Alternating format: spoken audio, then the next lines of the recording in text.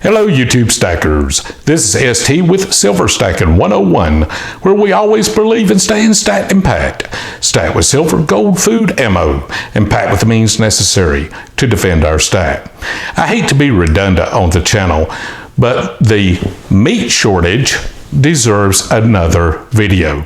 I saw a story in the news today that Wendy's, because it relies on fresh meat, was curtailing some of its menu offerings. Let's talk about this meat shortage. And again, I hate to be redundant, but this needs to be drilled home. First of all, the most resilient folks in America in the civilian sector is the American farmer. These guys face a whole range of adversities, from economic conditions to fluctuating market prices, to blights on crops, to livestock diseases. They are highly capitalized and operate on a very thin margin. But yet the American farmer, with all the excuses they can have for failure, always delivers. God bless the American farmer. This situation is no different. The meat exists. It is on the hoof. The American farmer, yet again, has done their job.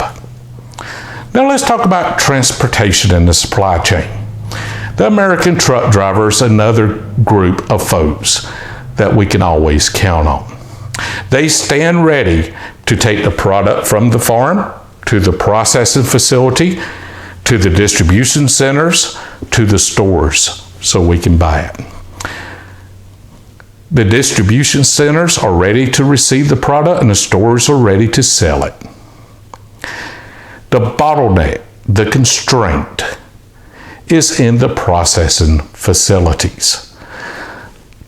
Somehow, COVID is preventing them from operating. Now let's talk about this a second.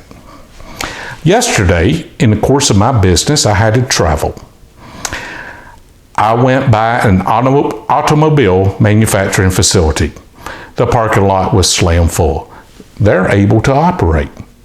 I went by a carpet plant.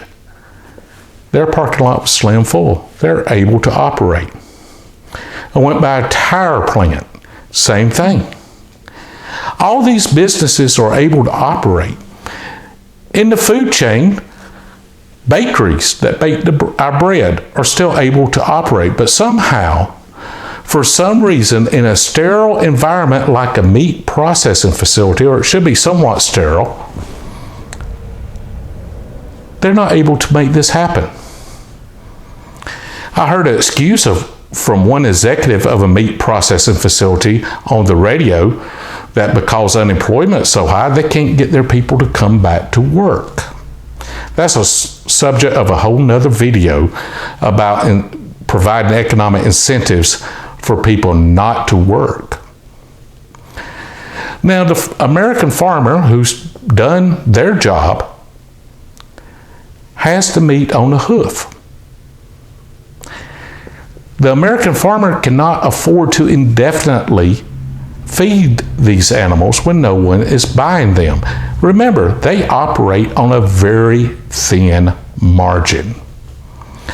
So this fabricated shortage, because basically the processing facilities will not cut it up, can translate eventually into a very real shortage. We can't blame the American farmer. They got to cut their losses at some point. The effects on our society of a food shortage will be disastrous. And this is by design because it's not necessary. If COVID affected the cows and we couldn't get the beef, this would be a whole nother argument. But this is a completely fabricated situation. Completely unnecessary, that can and will result in a real food shortage. Guys, don't take this. Get I usually don't come on YouTube and ask viewers to take action. I'm making an exception for this. Get on the phone with your elected representatives. Write your congressman.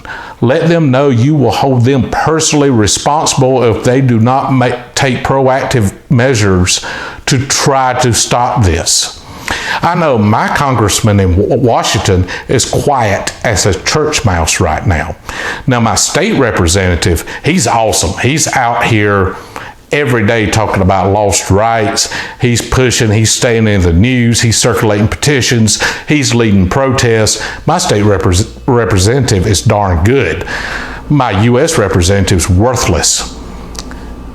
I don't even know where he is on this stuff, and he's a conservative.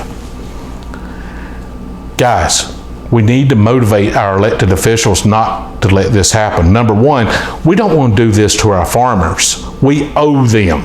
They have always been there for us. We got to be there for them.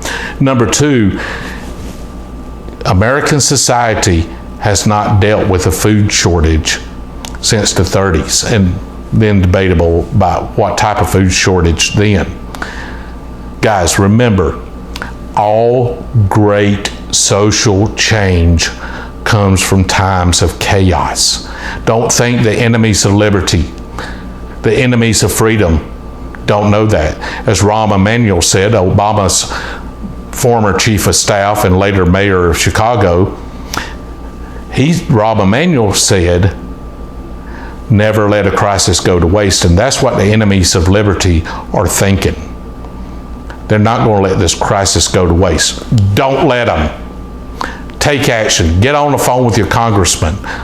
Let them know that this is not going to be accepted before it's too late. Let me know what you think. Do you agree or disagree? Let me know what you think and why you think it. Please give me a thumbs up. Thank you for watching. By the way, next video I'm going to get to the how, what's being done is being done, and then we'll get to why and who on further videos. Sorry I was redundant, but as you can understand, this situation needs to be addressed. God bless you. Thank you for watching. Subscribe if you haven't. And remember, stay stat impact, because we need it now.